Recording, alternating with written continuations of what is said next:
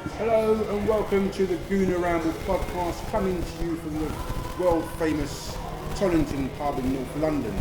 I'm your host Giles, and joining me this evening are the veritable Mark at MZK90. We've got Akil at 10 Akil, and we've also got Tim Stillman at Stilberto. Unfortunately, we didn't have Kai couldn't be with us tonight because of delays in the Luton area or wherever he lives. So, and he has a life as well. So, Hi, Clive. He's failed a last minute fitness test, or exactly. He's had an injury in the warm up. Exactly. Right? Again. Again. So tonight we're going to be discussing basically the best signings over the last 25 to 30 years, and this idea came spawned from a conversation between you and you. So Tell us a little background about that. It was a long journey from Preston back, and when I say a long journey, it was a very, very long journey with one change. It took forever, and when everyone else was starting to doze off, me, Tim, and another guy, Cole, just started talking about signings randomly. It all started with Olivier Giroud. So we were talking about Giroud, and we were saying that, where do you place him in signings in terms of he's nearly got 100 goals, the cost of money, there's better players than him, worse players than him, but where do we, and then that kind of got us into a conversation. Yeah, and we started talking about kind of value signings as well, so not just, just best signing Mesut Ozil, but in terms of money paid,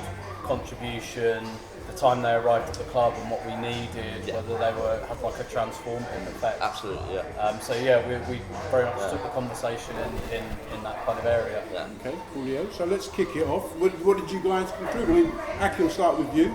So for example, for me, I'm not saying this. So it's not a top 2 or top 5. It's just general. But for me, a great signing was Nicolas Anelka, for example. I'll kick it off with Nicolas Anelka. He came for $500,000. He contributed for what, three seasons was it? Was he here for about 3 seasons? He was here Like 2.5. 2.5. Yeah.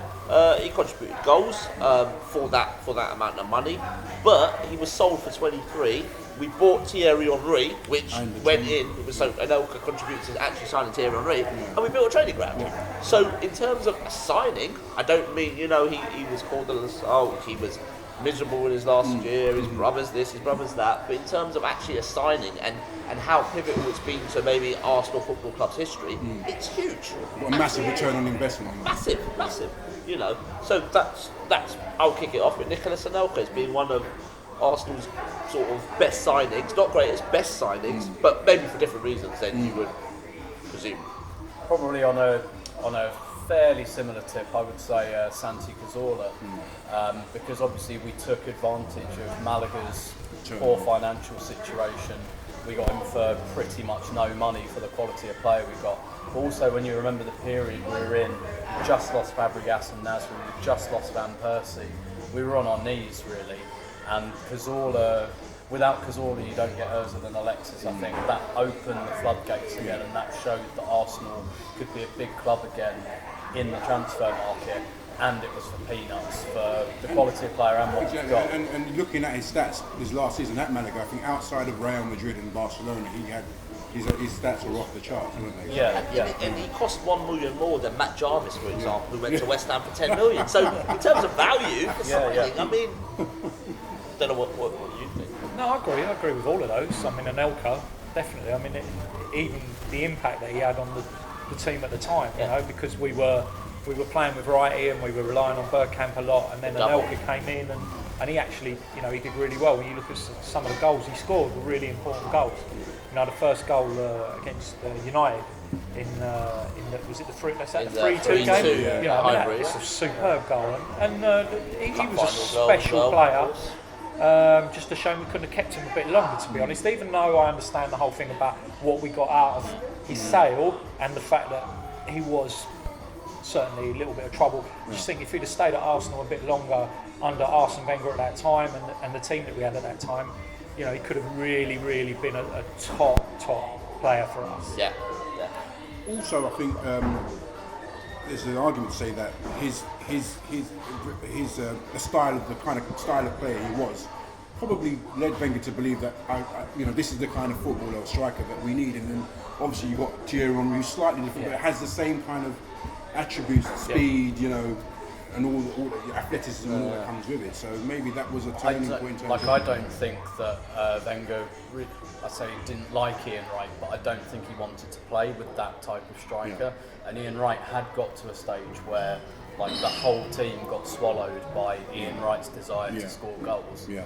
And George Graham kind of allowed that to happen, and I don't think Wenger was that happy with that.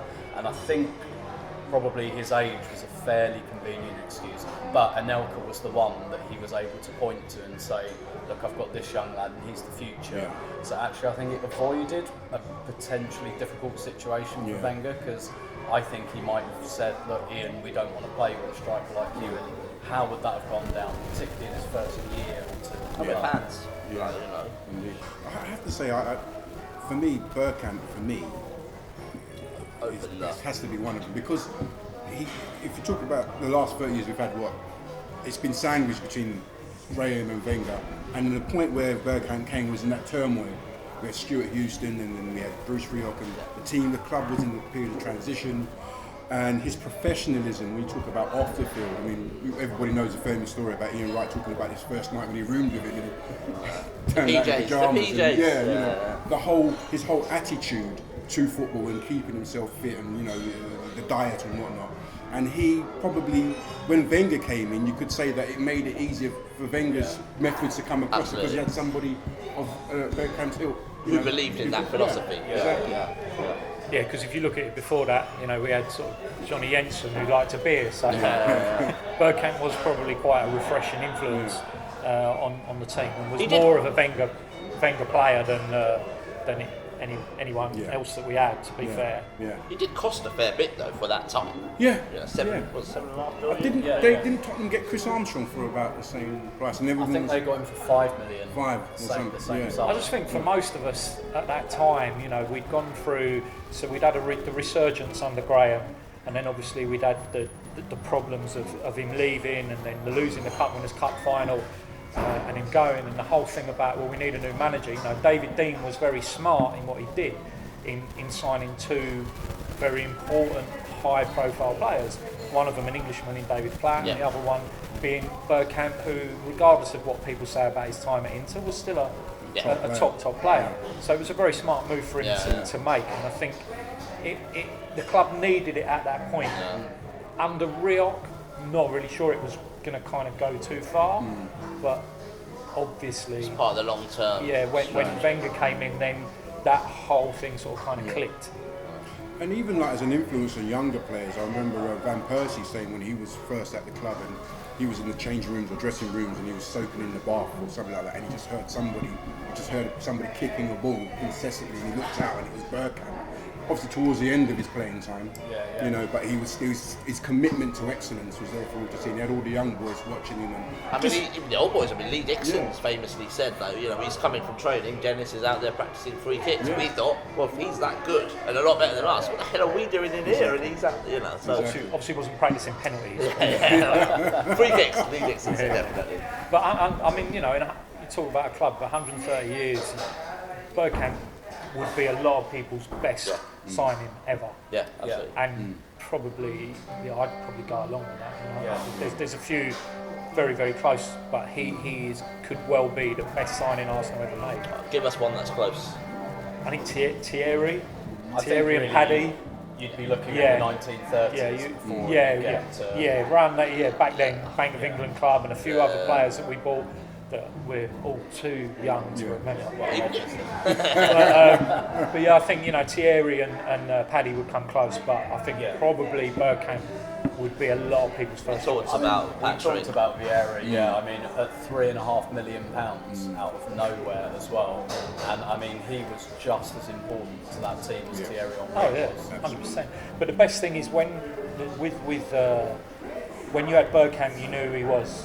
You know, when Henry came, we knew who he was. Exactly. When Vieira came, we were like, who's this kid? You know, was started at Cage. You know, AC Milan have obviously decided that they can do without him, so he's come to us. But that when he came on, in that game at home to Sheffield Wednesday, and you saw him, you were like, oh my god. You know, I remember his signing being announced. I heard it on Capital Gold in the car with my stepdad.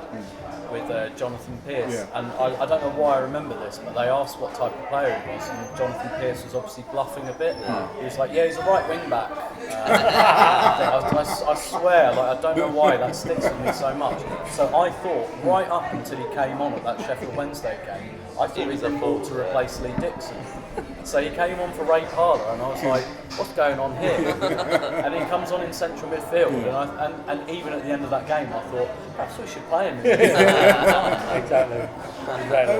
Turning it back to Giroud and his time at the club, he came in obviously after Van Persie had left, and we were told that he was coming in not to replace him, but to actually work with him. But, as you were saying, for 12 million.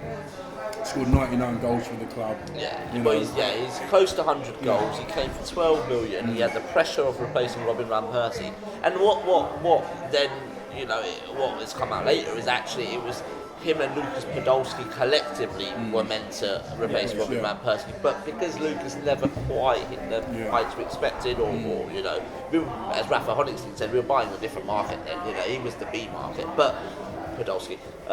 But so Giroud actually had more pressure on him. It didn't start well for him, but he just kept going, and he has taken absolute pelters. And I think people it was off the back of that Robin Van Persie great season, and people were upset that Robin had left. So he's taken pelters throughout his season.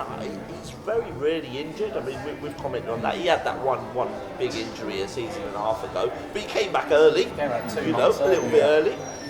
So actually, you just think it's never been his fault that he was the option, not a option. It's never been his fault. But I think Olivier Giroud has been a fantastic player, fantastic signing for 12 million again. I mean, that summer, I remember checking, I think Benteke was about the only striker that went that summer, who came into the country for either 12 or less, and he came for 7. But I mean, look at Benteke now, and you'd much rather have Giroud. I remember when he came in, I actually thought that Podolski would be the man. I know Everyone you were saying did. I thought did. for 10 million, he was that was a brilliant capture. What he'd done at Cologne that previous season, the hammer of a left foot and whatnot, and it just never worked out. As well, I want to ask you, going back to George Graham's signing, who do you think was his best signing?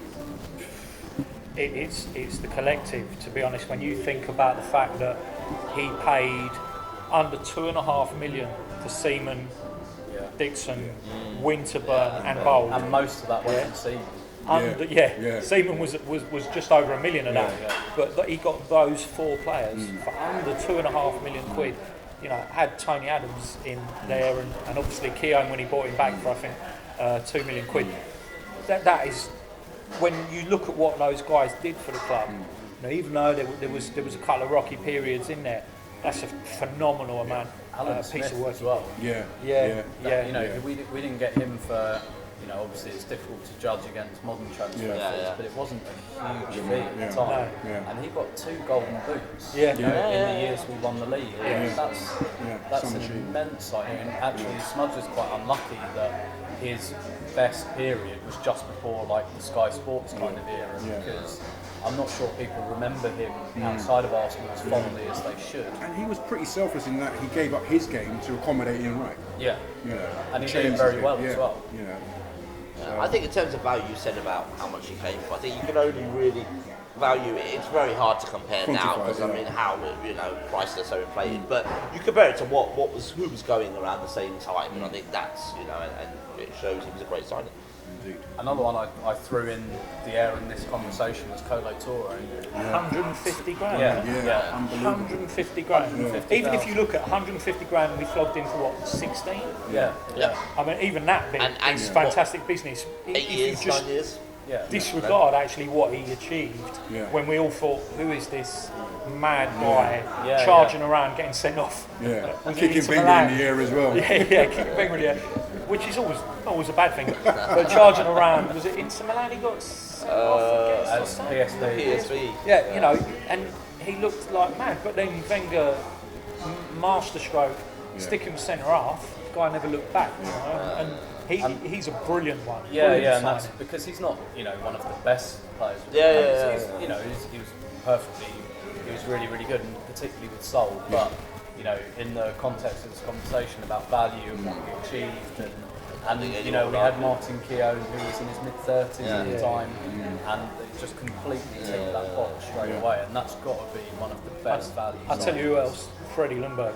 Yeah, three £3 million for Freddie, and he was an immense player for us. I think again Freddie gets kind of forgotten about a little because bit. Pires, Bergkamp, Even though he was such a cult hero with the fans, he gets forgotten about a little bit because of the quality of those other guys. But Freddie that was a brilliant signing, right from his first game. Right. I think about Colo as well. Like during his sort of later days, Thierry Henry was earning in a week what Colo Touré came to this football club for. You know what I mean? That, in terms of, I know things change in those sort of 8-9 years, but bloody hell, like, you know, it's a great signing. And Freddie as well. I mean, it's those sort of that golden era from that 2002 to 2005. Freddie was massive, you know, absolutely mad. The goals he scored, the important goals he scored. And the thing is, when you compare it, that period of time to what Man United were buying and the kind of value we got out of our players compared to what Man United were, it's unbelievable. Sol Campbell came on a free. I mean, you know, it's hard to, because it's. But you know, you look at Sol Campbell, and I suppose his equivalent would have been Rio Ferdinand at 30 something. He was the most expensive defender in the world at the time, or whatever. You know, Woodgate was the same. So. You know, you've got to say he got a lot of value out of a lot of his boys. And like staying on the theme of centre halves, I think like Per Mertesacker is possibly one of Arsenal's best signings in a kind of weird way, because the time he came, like the club was on its knees, like we were in crisis, proper crisis, and we really shouldn't have been, and we really needed 8-2, wasn't it? Yeah, and you know, even at the time, like he had 77 caps for Germany. I think he was 26. 26 at the time. To get like for £8 million, like that's really good money. And him and Arteta, I kind of lumped together really as just two guys who are quite experienced at a time where we really needed a steady hand. I thought they were. I like without them, I think that season would have been looking at 7th, 8th place. I don't think we'd have got. We finished third. I really don't think we'd have done that without them. And then what Mertesacker's given us, probably in terms of the dressing room and leadership and the rest of it. I think for £8 million, we've got close to 6 years out of it to this point. And that's when you have to consider the intangibles, what you don't see in the field as well, leadership qualities, like you said, around the club, debt collecting, and which is probably why his contract has been extended at this point, even though he is clearly not a first-team player anymore. But, I mean, even if Arsenal won something now, Mertesacker's influence, even off the field, would still be quite big. So he would actually become an even better signing potentially if Arsenal won something now. But staying on centre half, there might be more. But I mean, Laurent Koscielny as well. Plucked out of league, whatever he was in France, £8 million. And he's just signed a new deal, so we'll probably get in total about 10 years from Laurent Koscielny, certainly 8. So I mean, what's the signing? He's been pretty much the captain now, isn't he? And you put him in the at least top 10 in the world. Some will put him in the top 5 in the world, of centre half. So I think Laurent Koscielny for me has been one of the best signings, because I just think he was so unknown, and we all thought, who is this guy? And then we saw him in the Emirates Cup against Milan in that first game, and he was just, what impressed me was like 1-to-1. He was just reminded me a bit of Martin Keown. I tell you what didn't impress me was the game against Liverpool. Well, that was his first real game. But the other thing to say about Koscielny as well is that 2011 Cup final. League Cup final, that would have ruined a lot of players. A lot of players would have struggled to come back from that. So he showed good character to come back from that and become the player he has. And he pops up with important goals. He does. Newcastle away, the Cup final. West Brom. West Brom. The guy has the knack of being in the right place at the right time and scoring like generally scrappy goals. I know there's the overhead kick, but a lot of his goals are very close. I'm not really sure we can say he scored that goal, to be fair, but he kept the ball in the stadium and threw it in the net. But Koscielny, I think Koscielny and I like how he's kind of progressed this season as well. Like without Mertesacker, he's been left as the leader, and I think he's actually really stepped into that quite nicely. Absolutely.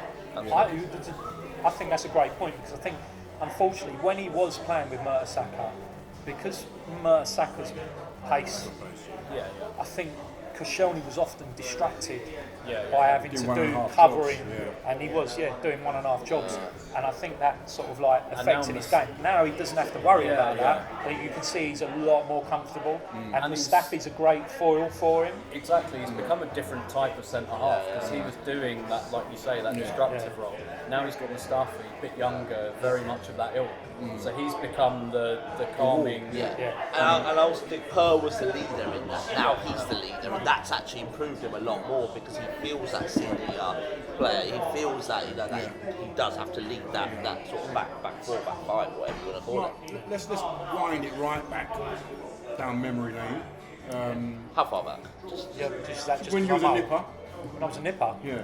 I wasn't a nipper, but there was one player, funny enough, his name came up at the weekend. I mean, we see him every week on old Soccer Saturday, and earlier on, I think he'd made some comment about one of the current players, and an Arsenal fan had tweeted that they didn't know who he was, and that was Charlie Nicholas, and I sort of thought, okay, I'm not really sure how you're an Arsenal fan and you don't know who Charlie Nicholas is. But Charlie Nicholas is a very, he's a great signing, but sort of not for the most obvious of reasons. You know, when we were sort of struggling, early 80s, and another team in North London was in the ascendancy at the time, a lot of clubs were after Charlie when he was at Celtic. You know, United were after him, Liverpool were after him, and he came to Arsenal. Terry Neal somehow got him to Arsenal, and we were all really excited because at Celtic he'd shown he was a flair player. We weren't really used to having anyone for a few years. And give him his due. I mean, I think the fans loved him because he was a flair player, and we hadn't had one since Brady had left. And he had a real knack of scoring against Tottenham, which was brilliant. And never really fulfilled it. I was glad we won that League Cup in '87, so that he at least had something to take away from his time at Arsenal. And you can tell now, he loves the Arsenal. You only got to watch him to see that. So Charlie was a good one, and going a little even further back, Malcolm MacDonald, who was kind of my first sort of boyhood hero when I started going in the sort of mid '70s. You know, when we signed him, you know, he was a real character for Newcastle. Scored lots of goals, had a really big goal, and we signed him for like £333 or something stupid like that. And even the story behind that. Is that the one with Hillwood in the garden on the phone? Yeah, exactly. And and Super Mac, he was a great player. He had a great few years for us. The bandiest legs you've ever seen, which I think probably contributed to his very bad knees. An injury curtailed his career. Otherwise, he'd have gone on and scored a few more goals. But he was a signing that really sort of picked us up as well after the period of the double, and then 74 to 76 where we really struggled. I guess another player, and I don't want to concentrate too much on the Invincibles, but there are players in there. There's obviously someone like Lauren, but there's a player that I think deserves a mention. That's Gilberto Silva. You know, we got a World Cup winner at the peak of his career for what? How much did it come for? £4.5 million. So 5 million, 4.5 million, whatever. Came in, he filled a hole that was left by Emmanuel Petit a couple of seasons ago. Ray Parler filled it for a little while, but really it was kind of, Gilberto was probably the final piece of that jigsaw, I think. Him in the end, of course, were the final piece of the jigsaw, and I just think Gilberto was so. No one truly appreciated him until he had that back injury when people actually realised, shit. They called him the invisible wall, didn't they? He was, because he was invisible, but he was just fantastic. And you make a great point because he allowed Vieira to play.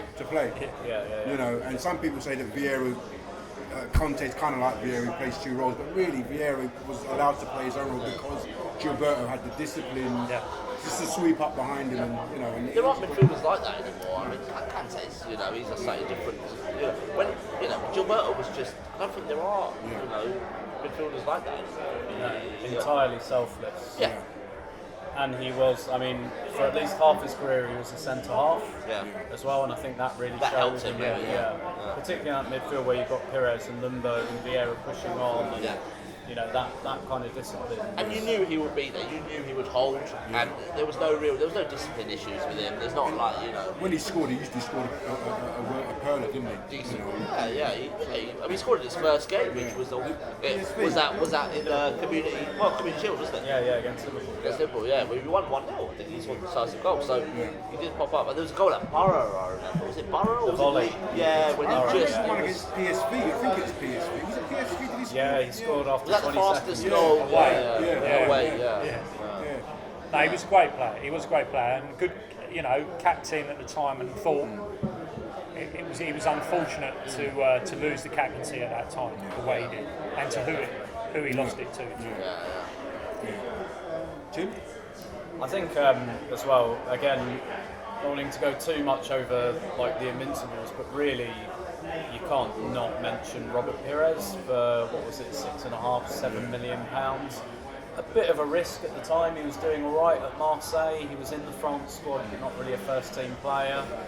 He was taking over directly from Mark Overmars, which was a big boost pair of boots to fill.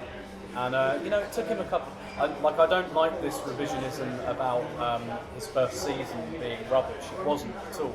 His first couple of months it took him. But I remember he scored a goal against Lazio in the Champions League. Great goal. And it was all there. Yeah, from there he was really on his way. But obviously in that second season, that was where. And the injury kind of curtailed this season. He was really getting into it. They've got the BFA. It's kind of like the thing you say. People have been saying about the respect that the players at the moment have for Mertesacker, even though he's not playing. You could see at the end of that season the respect that squad had for Pires when he came out. And that's how players know the value that someone has given you. So it was a real shame that he missed out on the end of that season. But we'd have never done what we did in 02 without Pires. And strangely enough, another guy who loved scoring against Tottenham, which is always a big help. Because you can be shit. Raphael Mead weren't great, but he liked scoring against Tottenham as well, so you can't help but love him. And you have that little bit that Pires is still involved now. He's still involved all these years later. He's not, no one actually seems to know what his actual role is. It seems like he just turns up. This is it. No one's got the balls to actually say, Bobby, what are you doing here? Can't just keep turning up. But the weird thing is, because I think one of his parents is Portuguese and one of them Spanish. I can't remember which way round it is. But Real Madrid came strong that summer, and he admitted that playing for Real Madrid was a dream. But there was something that made him come to Arsenal. And probably at the time he came, he probably thought, if I have a couple of good seasons here, I'll probably get Real Madrid. But something made him stay as well. And I think, as you say, and he's still here now. Exactly. Now we can't get rid of it. And so something really, he really took to about this club. And he's a great man to have even now around the. We know what's happened with Thierry. No one has got a bad word to say about Bobby Pires. And in Paris, as fit as he ever was. He still looks it. training games. He's nearly as fit as me. So I think finally I wanted to end it on sort of this note, the signing of Mesut Ozil. Now I don't mean much about Mesut Ozil as a player, even the value, I suppose. I'm not really even talking about the value. I mean, obviously for us it was a massive signing, our record signing. But at the time, players were going for that much. Torres went for 50 million. Season two before. So, but in terms of post Emirates Stadium, we all know that potentially finances were tight for a couple of seasons. Whatever you believe. But Mesut Ozil signing as that sort of star man, that sort of marquee player, is coming to Arsenal again. Was it like a Dennis Bergkamp again? Not talking about his career, but in terms of the impact. Or not? Would we have got Alexis if we'd not got Ozil? Probably not. Would discuss. Yeah, I mean, you're right there. Tim, you said earlier on that without Cazorla, you wouldn't have got Ozil. But definitely without Ozil, we probably wouldn't have got Alexis. And he just took it. His signing was another stratospheric, rung on the ladder. I mean, we'd been operating around the 15 million mark. And then to get him was just, and the way we got him as well, like late in the day and whatnot. And his impact on the team, on the club has been, it's there for all to see. And again, everyone loves him. The players love him. The crowd Wouldn't you say the players love him? I think the players love him. Yeah, probably. Maybe Mertesacker might have to give him a clip round the ear every so often, but you know, and it shows. Really, we should be comfortable at that level. Yeah. We should be comfortable operating at that level now.